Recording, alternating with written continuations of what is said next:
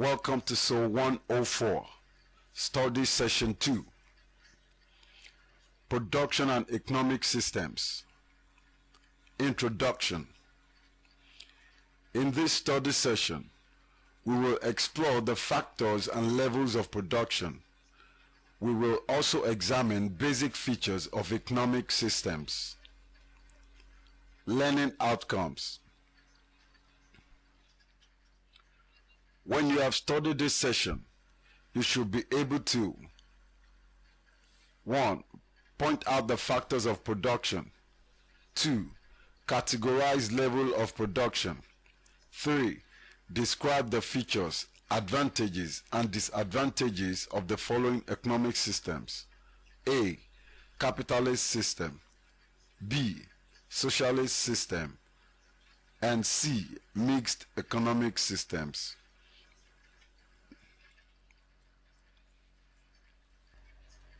Nature of production. Production involves a lot of activities performed by several people. It is any activity which serves to satisfy human wants. Production is not complete until the goods and services reach the final consumers. In the broad form, it includes the services rendered to satisfy another person for a free.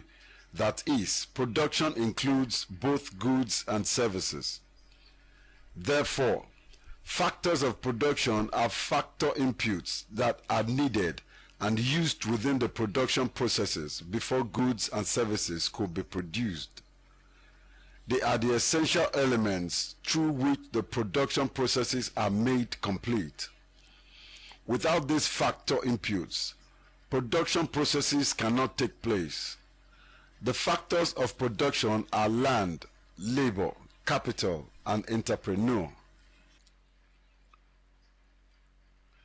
Factors of production. Land. Land includes all things that are given to man freely by God. This means that land is a gift of nature. Its existence has not been brought about by the effort of man. Land includes the soil, water, forest, rivers, oceans, minerals, chemicals, and plants found both below and above the ground. Characteristics of land. 1. Gift of nature. Land is the only factor of production that is a gift of nature. 2. Land is fixed in supply. Its quantity cannot be increased or reduced. You can only change its form. For example, any act of reclamation of land from sea is only changing the form of land from liquid to solid. 3. Land is geographical immobile. It cannot be moved from one place to another. All other factors of production move to it. 4. It is subject to the law of diminishing returns due to constant usage. This is possible because it is fixed. For example, if a piece of land is constantly cultivated, there comes a time that the yield will reduce. 5. Land has no cost of production because it is given to man by God. 6. Land is heterogeneous in nature. It is quite different from location to location. No two parcels of land are the same in characteristics of fertility. 7. The reward of land is rent. Labor. This refers to manual and mental efforts of man in production. It can be regarded as human effort of any kind, which includes both mental and physical efforts which contribute to the production processes for a reward called wages, salaries. Characteristics of labor. Labor is mobile. Labor could have geographical mobility and or occupational mobility. Geographical mobility. It is the ability of labor to move from one geographical point or location to the other. For instance, if a man decides to move from Ibadan to Lagos or from Nigeria to America. Occupational mobility. This is when labor, man, decides to change from one occupation to another. For instance, a teacher may move from teaching profession to accounting profession. 2. Labor cannot be stored, kept for future use, unlike capital. 3. Labor is perishable. It can die off anytime because it is a human factor. 4. Labor could be regarded as a variable factor of production. It also combines and controls other factors of production. 5. Labor can be trained and become skilled. That is, the quality of labor can be improved through education and training. 6.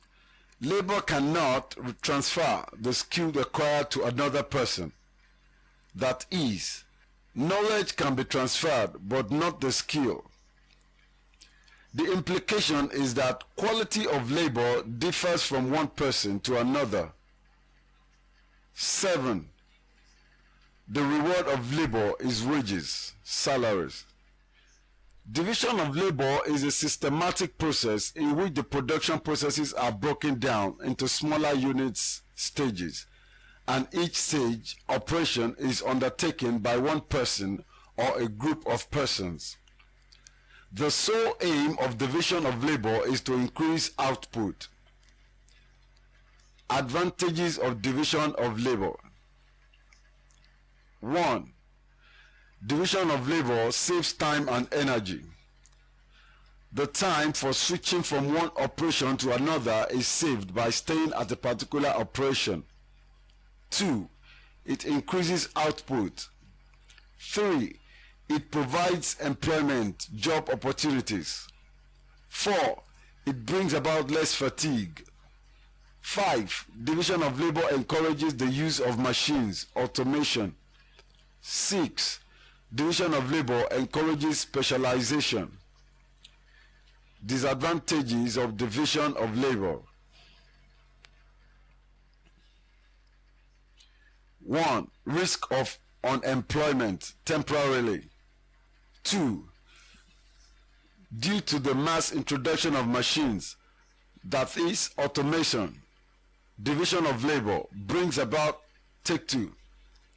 That is automation, division of labor brings about a high level of risk within the occupation, occupational hazards. 3. Division of labor makes the work monotonous, boring. This is attributable to doing the same work every day over and over again.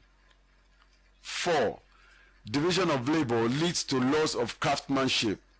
Man becomes a tenderer of machines rather than being crafty. Capital. This is any man-made goods used for the production of further goods and services. Capital is the stock of physical assets accumulated and are then used to produce additional or further commodities. Capital is composed of goods not needed for immediate consumption, but set aside for the production of other goods. This includes fixed and circulating capital. Fixed capitals refers to buildings, plants, machinery and tools, equipment and other fixed assets of a business concern. Circulating capital is made up of raw materials, cash in hand and all other sources of funds to the firm.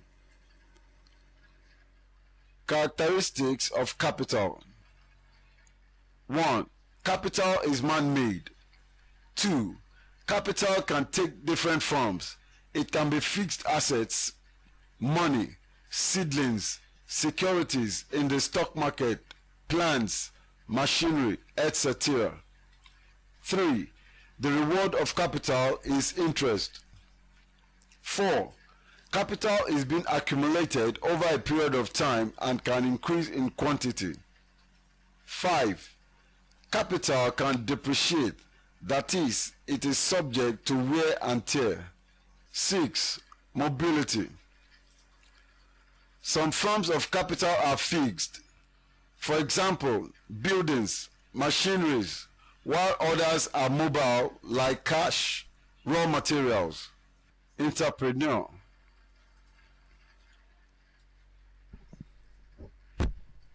The entrepreneur is regarded as the fourth factor input within the production processes.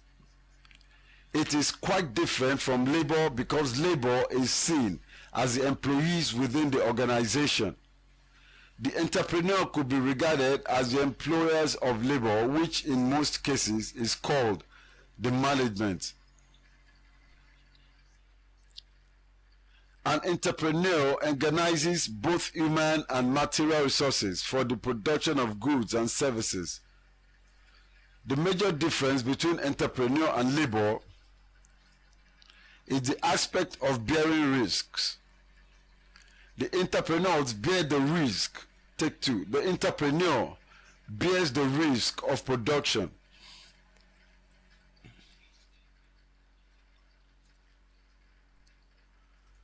Characteristics of entrepreneur. 1. Decision making. The entrepreneur is a decision maker that affects other factors. It decides what to produce, how to produce, where to produce, method of production, and method of marketing. 2. The entrepreneur is a risk bearer, unlike labor that is employed and receives wages, salaries for its effort. Entrepreneur bears the risk and uncertainty that are connected to production. 3. The entrepreneur controls and oversees other factors of production. The entrepreneur brings together and coordinates the other factors of production and initiates production well ahead of demand. 4. The reward of entrepreneur is profit or loss. 5. The entrepreneur plans and coordinates the various activities that go on within the industry. Categories of production. Production can be divided into 3 different broad categories. A. Primary production. It is the production that involves the extraction of raw materials from either beneath the earth or above on the land. This type of production involves getting the raw materials needed for the production of other commodities. B. Secondary production. It is the process whereby the extracted raw materials in primary production are transformed into finished products that are acceptable to the consumers. Sometimes it should be noted that there is always the problem of strictly demarcating when a particular product or production process is in the primary or secondary, just because of the problem of the overlapping. C. Tertiary production. This covers commercial and professional services. Under this classification, we have wholesalers, retailers, and provision of transportation. Without these groups of producers, both primary and secondary production will be incomplete. A particular finished product can still serve as a raw material for further production, which means that we could sometimes go from secondary production to primary production. An example is a sugar in bread baking. Economic systems. Capitalist system. In this type of economic system, Various economic activities such as production, distribution, and even finding solutions to basic economic problems are carried out solely by private individuals within the society. The government of such societies are not allowed to participate in the various economic activities. Therefore, the government plays what is called the non-interventionist role. The forces of demand and supply and not the government determines what, how, and for whom to produce. Examples of capitalist societies can be got in the United States of America, USA, France, Germany, etc. Features of capitalism. Some features of capitalism are: 1. Private ownership of property. This is the most important feature of capitalism. This is because many problems of economic welfare in a capitalist society are associated with the institution of private property. An individual as a consumer or producer is free to own property or factors of production and use them as he likes, but not in such a way as to endanger the society as a whole.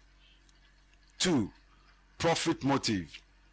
The profit motive prompts the entrepreneur or producer to undertake a business or enterprise.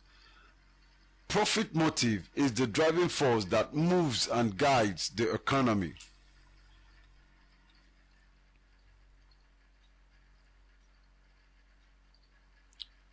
Three, competition among economic agents.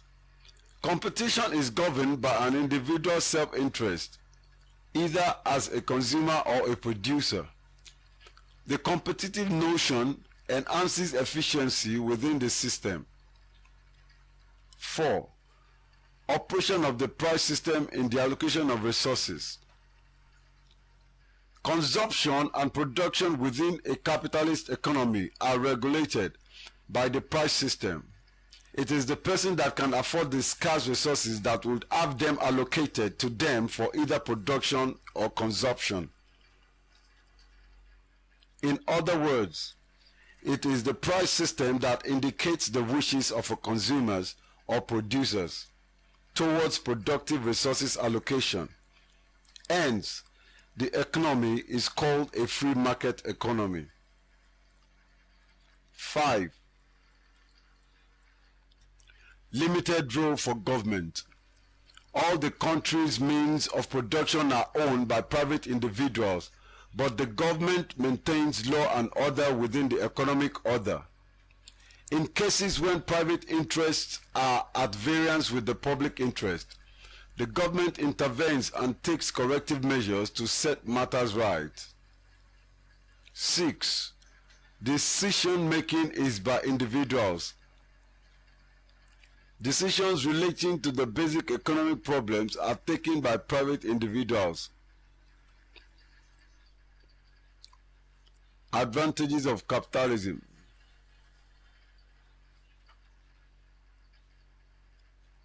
1. Easy estimation of wants. The price mechanism helps to indicate the commodities, services that are in high demand, and changes in demand are also reflected in price changes. This means that the estimation of wants in the economy are automatically recorded in the price system. 2. Motivation for specialization. The profit motive leads the entrepreneur to specialize so as to take its advantage, thereby leading the increase in production, improvement in skills. 3. Motivation for innovation. Specialization leads to invention and innovation. The competitive aspect of capitalism makes the producers to be innovative so as to outwit co-competitors. 4. Improved quality of products. The economic competition among producers and consumers ensures the production of high-quality goods. Otherwise, such producers will operate at loss and eventually go out of the market. 5. Freedom of consumption and production. Consumers are given the freedom to buy what they want without being forced to choose from a restricted supply. In the same fashion, producers have the right to produce whatever they feel will satisfy their consumers.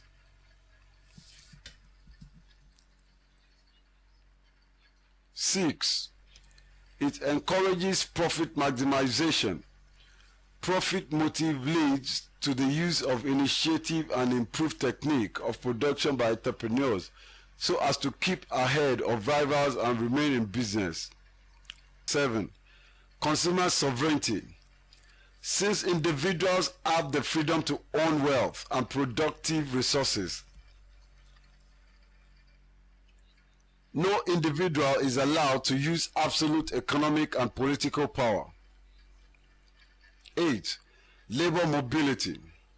Labor is allowed to move to wherever they are needed and where they are paid the highest value for their labor. 9. Freedom of ownership of property. The absence of state dictatorship allows all individuals to own wealth. It also encourages hard work since income from such action will take to in acquiring personal property.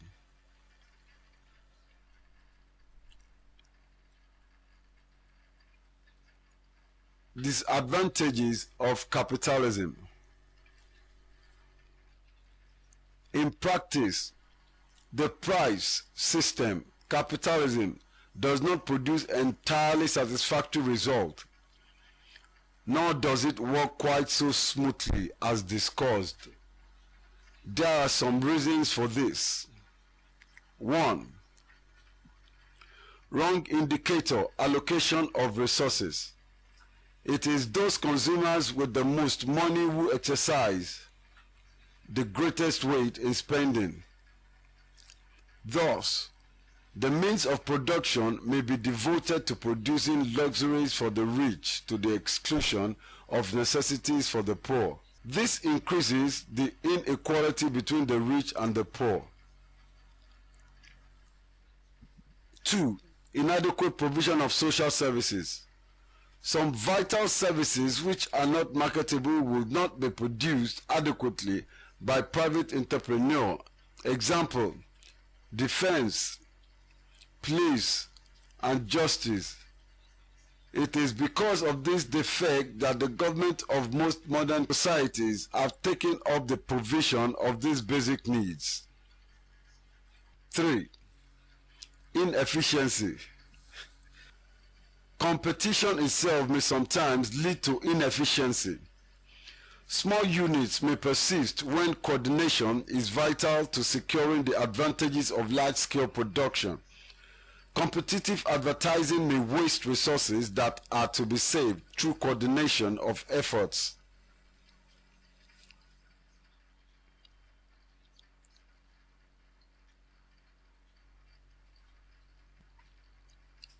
Four, inefficiency of price mechanism.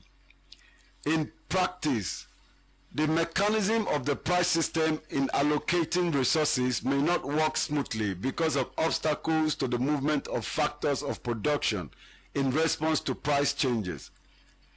As a result of this, supply may not adjust easily and quickly to changes in demand. 5. Neglect of public good for private good. The private motive of the entrepreneur does override the public good in some cases. For example, private gains influence the siting of some factories in certain areas, but not the common good. 6. Zero utilization of factors of production. Under capitalism, there sometimes occurs zero utilization of the factors of production, because the entrepreneur feels that there are no prospects of profit in utilizing them. Socialist system. This is a centrally planned economy. It is an economic system in which all decisions are made by the government through a central economic planning bureau. The planning authority estimates the people's wants and accordingly directs the means of production. It also decides the basis upon which the goods produced are distributed. The main aim of production is to maximize public welfare and raise the general standard of living. Features of socialism. The government owns and controls the means of production and distribution. Individuals are not free to own any factor of production or possess wealth. 2. The main aim of production under socialism is to maximize public welfare and raise the general standard of living of the people. 3. The government controls the economy and makes all economic decisions. Decision making relating to what to produce, how to produce, and for whom to produce are taken by the government. 4. Prices of goods and services are fixed by the government. The free hand of price system does not operate under socialism. The government takes decisions relating to prices. 5. Equitable distribution of income in the aim of socialism. People are rewarded according to their contributions and need, not according to ability to grab. 6. Loss of initiative. There is little or no individual economic freedom and initiative because the Central Planning Bureau takes all the economic decisions. 7. Lack of unhealthy competition. The absence of personal profit motive makes unhealthy rivalry unnecessary within a socialist economy. Advantages of socialism.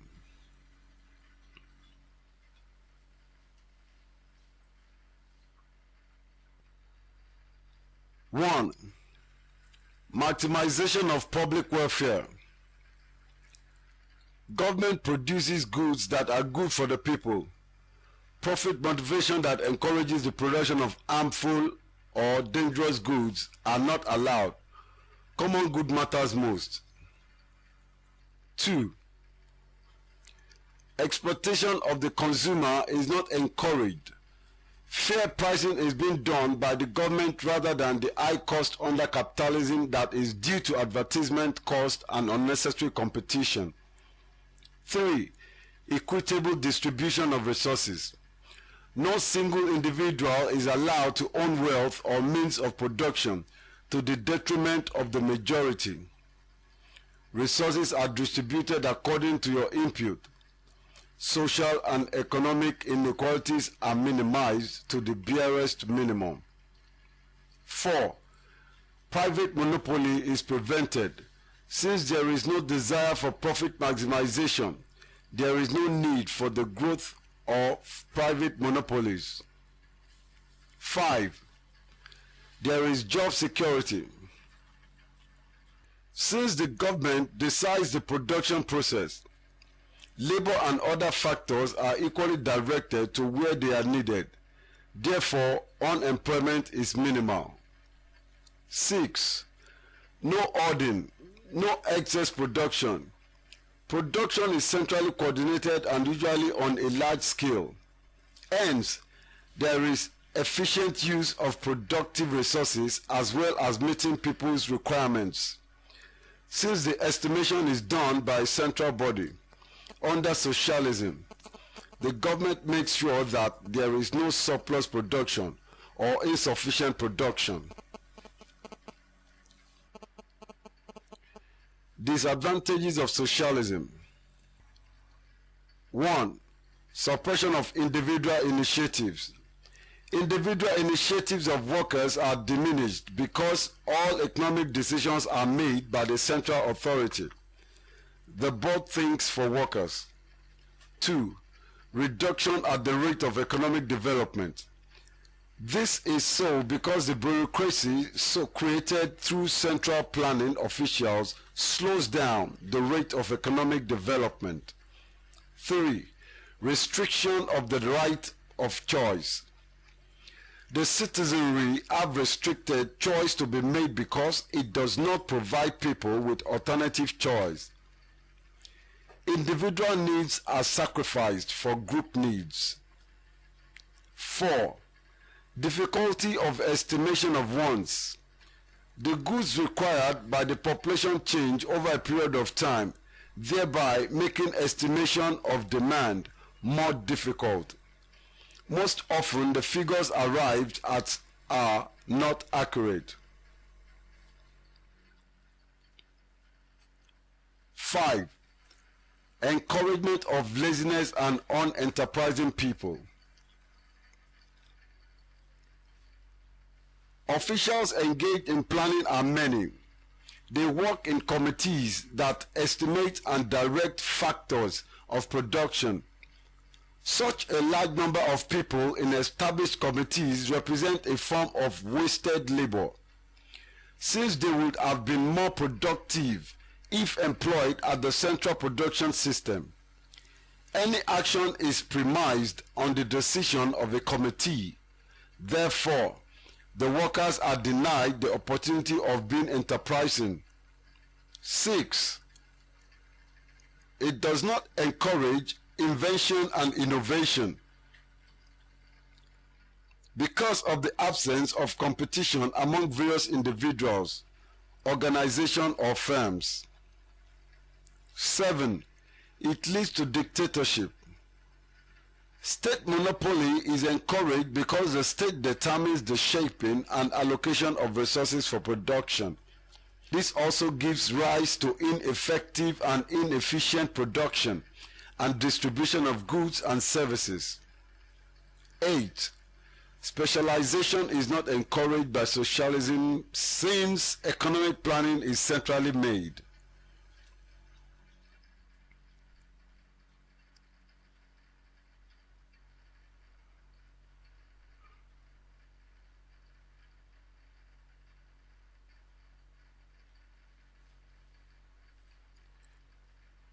Mixed economy system. This is a system which promotes economic decisions to be made by firms, households, and the central authority.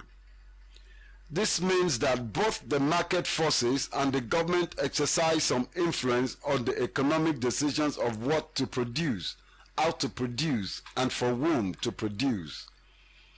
Features of mixed economy. 1. Means of production are owned by both the individual and the government. 2. Decisions on issues relating to production are taken by both private individuals and the state. 3. There is an intervention of government, state, in the price system. The influence of the central authority varies from one mixed economy to another. Advantages of mixed economy.